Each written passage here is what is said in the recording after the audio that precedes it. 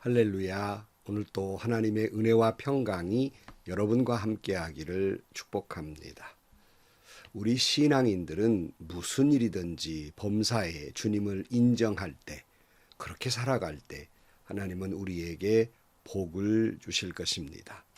그러니까 큰 일이든 작은 일이든 무엇이든지 우리가 하나님께 여쭙고 살아가야 하는 것입니다. 어떤 분은 그러신다고 그래요. 아침에 일어나서 침대에서 내려올 때 하나님, 오른발을 먼저 디딜까요? 왼발을 먼저 디딜까요? 뭐 그러신다고 그럽니다. 좀 지나치다 이렇게 생각이 되기도 합니다마는, 그러나 참 그분의 매사에 하나님께 묻고자 하는 신앙만은 참 부럽습니다. 오늘도 여러분 모든 것 주님께 인정하고 매사에 주님께 여쭙고 응답하시는 대로 말씀대로 살아가는 저와 여러분들이 되시기를 주의 이름으로 간절히 축원합니다. 오늘 아침 하나님께서 우리에게 허락해 주신 말씀은 사무엘하 2장 1절에서 11절 말씀입니다. 이런 일이 일어난 뒤에 다윗이 주님께 제가 유다에 있는 성읍으로 올라가도 됩니까? 하고 여쭈었다. 주님께서 그에게 올라가라고 하셨다. 다윗이 다시 여쭈었다. 어느 성읍으로 올라가야 합니까? 주님께서 헤브론으로 올라가라고 알려주셨다. 그리하여 다윗이 그곳으로 올라갔고 그의 두 아내 이스라엘 여인 아히노암과 갈멜 사람 나발의 아내였던 아비가일도 함께 올라갔다. 다윗은 자기의 부하들과 그들의 온 가족을 데리고 함께 올라가서 헤브론의 여러 성읍에서 살도록 하였다. 유다 사람들이 찾아와서 그곳에서 다윗에게 기름을 부어서 유다 사람의 왕으로 삼았다. 사울을 장사 지낸 사람들이 길르앗의 야베스 사람들이라는 소식이 다윗에게 전해지니 다윗이 길르앗의 야베스 주민에게 사절을 보내어 그들에게 이와 같이 전하였다. 야베스 주민 여러분이 사울 왕의 장례를 잘 치러서 왕에게 의를 지켰으니 주님께서 여러분에게 복을 주시기를 바랍니다. 여러분이 그러한 일을 하였으니 이제는 주님께서 여러분을 친절과 성실로 대하여 주시기를 바랍니다. 나도 여러분을 잘 대접하겠습니다. 비록 여러분의 왕 사울 임금은 세상을 떠나셨으나 유다 사람이 나에게 기름을 부어서 왕으로 삼았으니 여러분은 이제 낙심하지 말고 용기를 내시기 바랍니다. 넬의 아들 아브넬은 사울의 군대 사령관인데 그가 사울의 아들 이스보셋을 데리고 마하나임으로 건너갔다. 거기에서 그는 이스보셋을 왕으로 삼아서 길르앗과 아술과 이스라엘과 에브라임과 베냐민과 온 이스라엘을 다스리게 하였다. 사울의 아들 이스보셋은 이스라엘의 왕이 될 때에 40살이었다. 그는 2해 동안 다스렸다. 유다 족속은 다윗을 따랐는데 다윗이 유다 족속의 왕으로 헤브론에서 다스린 기간은 7해 6달이다. 아멘.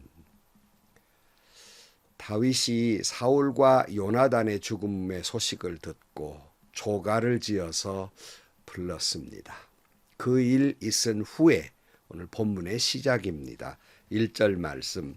이런 일이 일어난 뒤에 다윗이 주님께 제가 유다에 있는 성읍으로 올라가도 됩니까? 하고 여쭈었다. 주님께서 그에게 올라가라고 하셨다. 다윗이 다시 여쭈었다. 어느 성읍으로 올라가야 합니까?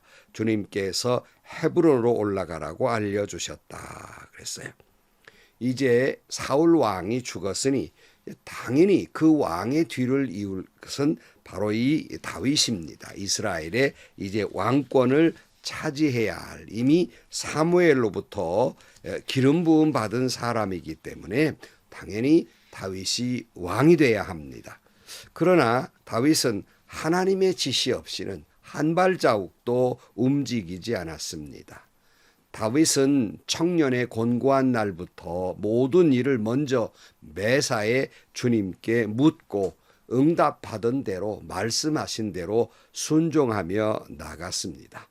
물론 우리는 사무엘 그 상을 살펴보면서 그가 너무 낙심됐을 때, 너무 오랜 기간 동안 도망자 신세가 됐을 때 그가 마음의 시험이 들어서 하나님께 묻지 않고 행동했다가 그럴 수 없이 비참한 그리고 어려운 곤궁에 빠질 때가 있었습니다. 그는 이런 것을 경험했기 때문에 그는 결코 하나님께 묻지 않고는 어떤 행동도 하지 아니했습니다. 다윗의 이러한 신앙적인 행동은 하나님께 인정을 받았고 하나님의 마음에 합한 사람이 돼서 그는 승리하게 된 것입니다. 그러므로 다윗은 모든 것을 하나님 중심으로 생각하고 행동했습니다. 그는 모든 그의 삶을 하나님의 뜻을 이루는 데에 초점을 둔 삶이었습니다. 그러니까 당연히 모든 것을 하나님께 물을 수밖에 없는 겁니다. 여러분, 신앙인도 이와 같습니다.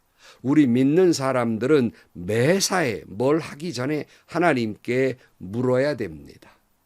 여러분은 정말 매사에 하나님께 여쭙고 살아가고 있습니까? 아니면 다 결정해 놓고 그제서야 하나님께 묻는 것입니까?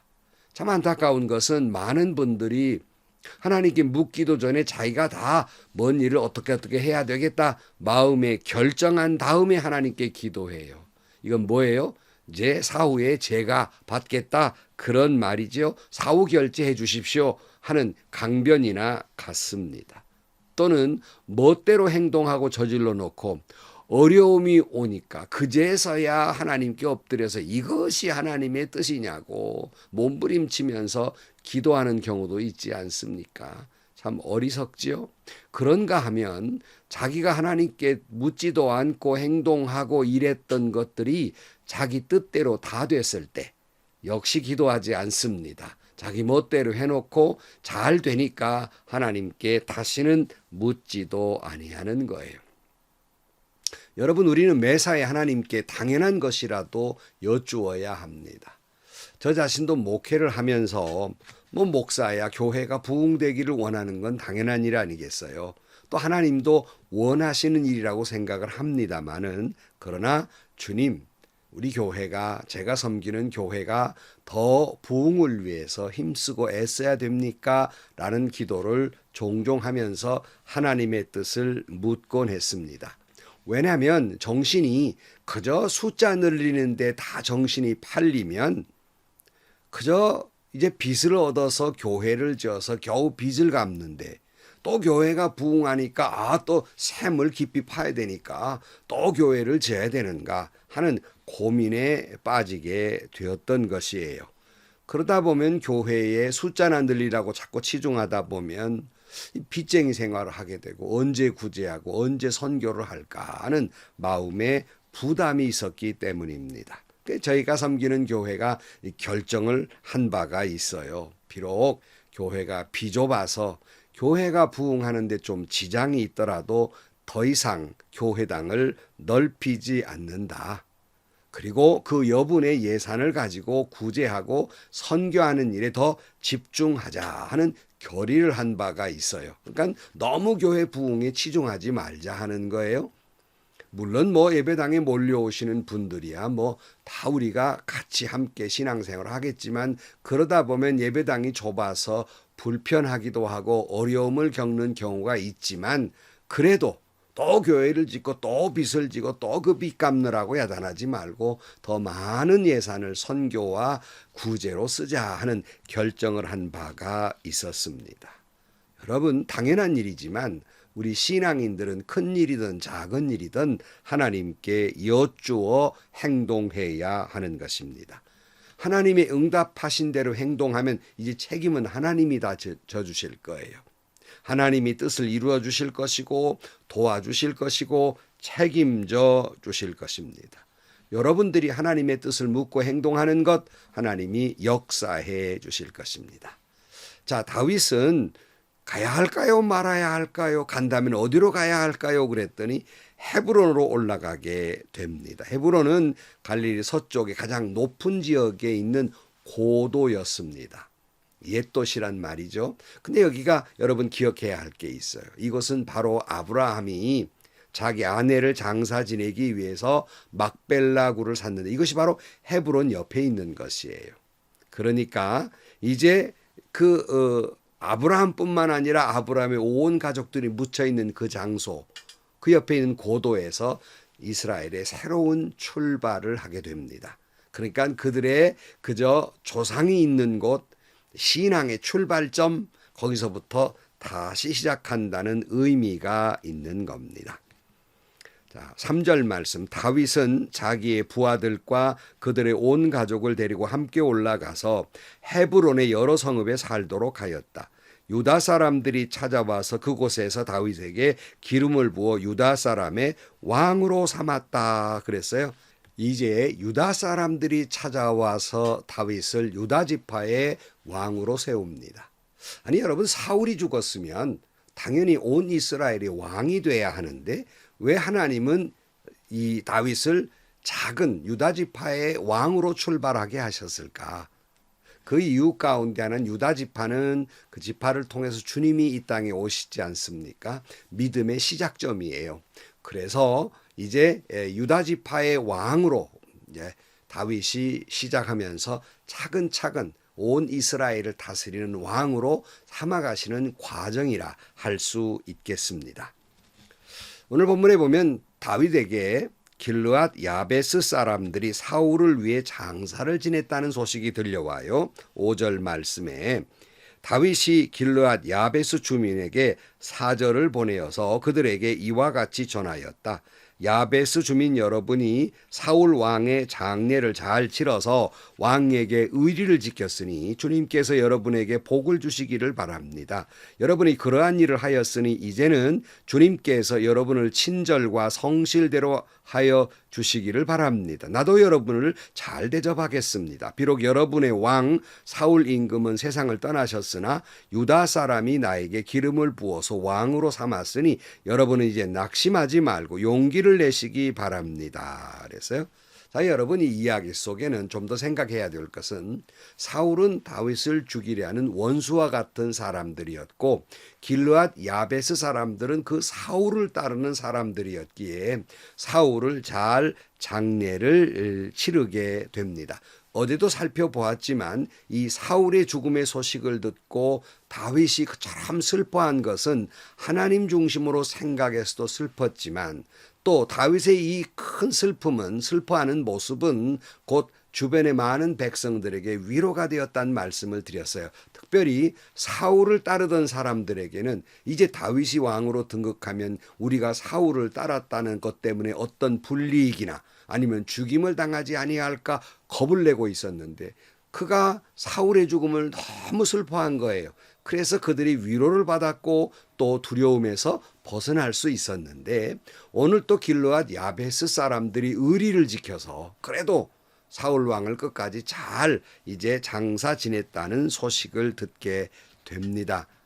다윗은 그 야베스 사람들에게 오히려 축복을 하게 되죠. 그리고 약속을 합니다. 하나님이 당신들에게 복 주시기를 바라는데 나도 당신들에게 어떤 불이익이나 위해를 가하지 않고 잘 대접하겠습니다. 내가 유대인의 왕이 됐으니 안심하시고 용기 내어 살아가십시오 하고 격려까지 하게 됩니다. 참 훌륭한 인격이에요. 이런 모습이야말로 우리 신앙인들이 갖추어야 할 신앙 인격이라고 생각합니다. 아니, 내 편에 서지 아니하고 반대편에 섰어요. 나를 죽이려 하는 편에 선 자, 나에게 불이익을 준 사람, 내게 인격적으로 모욕을 주고 헛된 소문을 퍼뜨려서 나를 곤고하게 만든 사람, 나에게 그럴 수 없이 자존심을 상하게 하는 사람, 있는 대로 짓밟아버리는 그런 사람. 우리 신앙인들은 마음이 몹시 상하지만 오히려 그런 사람들에게 다윗이 야벳 사람들을 대했듯이 오히려 축복해주고 격려해주고 기도해주는 것, 이것이 바로 다윗의 신앙 인격과도 같고 바로 이런 모습이 예수님의 신앙 인격의 모습이 아니겠습니까? 바라기는 우리 모두 그와 같은 삶을 살아야 하겠습니다. 어떻게 그럴 수 있냐고요? 그 모든 일 속에는 하나님이 섭리하시고 하나님의 뜻이 있다는 사실을 믿기 때문이에요. 그러니까 그 사람이 나에게 그럴 수 없이 괴롭게 하고 힘들게 하는 것, 나는 너무 힘들고 괴롭고 상처되지만 그 속에서도 하나님께서 내게 주시는 메시지, 하시고자 하는 말씀 또는 일이 있겠다라고 믿기 때문에 비록 나는 힘들고 괴로워도 그런 사람들을 향해서 온정을 베풀 수 있는 것입니다. 신앙인은 그렇게 살아야 하는 것입니다. 그러기에 주님은 뭐라고 말씀하셨습니까? 마태복음 5장 44절 말씀에 그러나 나는 너희에게 말한다. 너희 원수를 사랑하고 너희를 박해하는 사람을 위하여 기도하여라. 그래야만 너희가 하늘에 계신 너희 아버지의 자녀가 될 것이라고 말씀하고 있고, 바울은 로마서 12장 18절 말씀에 여러분 쪽에서 할 수 있는 대로 모든 사람과 더불어 화평하게 지내십시오. 사랑하는 여러분, 여러분은 스스로 원수를 갚지 말고 그 일은 하나님의 진노하심에 맡기십시오. 성경에 기록하기를 원수 갚는 것은 내가 할 일이니 내가 갚겠다고 주님께서 말씀하신다 하였습니다. 내 원수가 줄이거든 먹을 것을 주고 그가 목말라 하거든 마실 것을 주어라. 그렇게 하는 것은 내가 그의 머리 위에다가 숯불을 쌓는 셈이 될 것이다 하였습니다. 악에 지지 말고 선으로 악을 이기십시오. 그래서 이것이 바로 신앙인이 살아가야 할 신앙인격이에요. 자, 오늘 본문에 보면 반대쪽에 일이 벌어져요. 다른 왕이 세워지고 있습니다. 8절 말씀. 넬의 아들 아브넬은 사울의 군대 장관인데 그가 사울의 아들 이스보셋을 데리고 마하나임으로 건너갔다. 거기에는 그는 이스보셋을 왕으로 삼아서 길르앗과 아술과 이스라엘과 에브라임과 베냐민과 온 이스라엘을 다스리게 하였다. 그래서요, 사울의 군대 장관, 사실 사울의 조카지요, 아브넬이 사울의 아들 이스보셋을 북쪽 지역의 이스라엘의 왕으로 삼게 됩니다. 10절 말씀. 사울의 아들 이스보셋은 이스라엘의 왕이 될 때에 40살이었다. 그는 2해 동안 다스렸다. 유다 족속은 다윗을 따랐는데 다윗이 유다 족속의 왕으로 헤브론에서 다스린 기간은 7해 6달이다 그랬어요. 우리는 의문이 듭니다. 아니, 하나님께서 다윗을 왕으로 세웠으니까 바로 이스라엘 왕이 돼야 하는데 무려 그가 온 이스라엘을 다스리는 왕이 될 때까지는 무려 7년하고도 6개월 반의 세월이 흘러갑니다. 하나님은 왜 그러셨을까?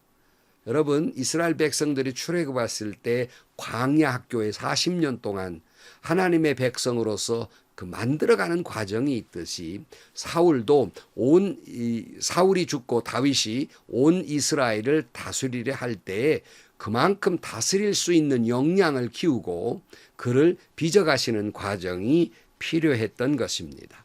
우리는 생각할 때 내가 원하는 대로 빨리 즉각 내가 기도한 대로 이루어지기를 바라지만 때로는 하나님께서 이런 시간을 두고 우리를 빚어가심을 우리는 믿고 당장에 안 되는 일이 있어도 여러분 기도하고 기다림으로 말미암아 하나님의 응답을 받게 되기를 축복합니다. 여러분, 하나님의 생각과 내 생각은 다릅니다. 하나님은 나보다 항상 높으신 뜻을 가지고 계십니다. 그리고 하나님은 어떤 방법이든 항상 나보다 오른쪽에서 계신 거예요. 그러므로 온통 내 생각, 내 뜻대로가 아니라 하나님의 뜻대로 이루어지이다. 이렇게 기도하면서 모든 일 매사에 하나님께 묻고 모든 일 매사에 하나님을 인정하고 하나님이 말씀하신 대로 순종함의 삶으로 말미암아서 하나님이 여러분의 삶을 책임져 주시고 믿음으로 승리하는 삶을 살게 되기를 주의 이름으로 축원합니다. 기도하시겠습니다. 하나님 아버지, 때로는 내 뜻대로 안 된다고 때로는 실망도 하고 짜증도 내고 믿음마저 흔들릴 때도 있으나 주님, 언제나 하나님은 우리보다 더 높으신 뜻이 계시고 섭리하시는 줄로 믿고 무슨 일을 만나든지 매사에 하나님께 여쭙고 하나님의 말씀대로 살아가는 저희들이 되게 하여 주옵소서. 예수님의 이름으로 기도하옵나이다. 아멘. 여러분, 그렇죠? 내 뜻대로 되면 얼마나 다 좋겠는가 생각하지만 하나님의 뜻대로 되는 것이 언제나 옳은 일이고요. 언제나 그것이 내게 축복되는 일입니다.